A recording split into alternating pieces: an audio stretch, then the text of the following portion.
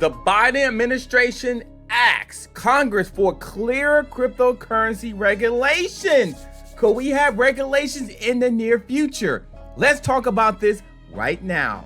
My name is Adam Shelton, and thank you for watching this video today.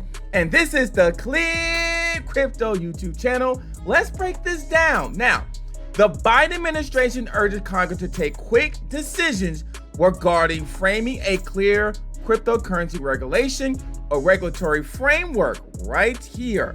Global nations are showing visible signs of crypto adoption. Hey! Even though several countries are not welcoming, investors are keenly into crypto. Now, this applies to several nations where the country is confused about its stance on crypto, whereas the investors find a way to get their hands on crypto. Absolutely. And you can watch more about crypto on this channel in terms of education. Now, in the latest report, the Biden administration is asking for swift cryptocurrency regulation or by the Congress. Now, also, Biden administration worries about another stablecoin fall. Now, in the latest report, the U.S. Financial Stability Oversight Council, a group of nations' top financial regulatories that includes the Treasury, urged lawmakers to reach a consensus on a number of issues.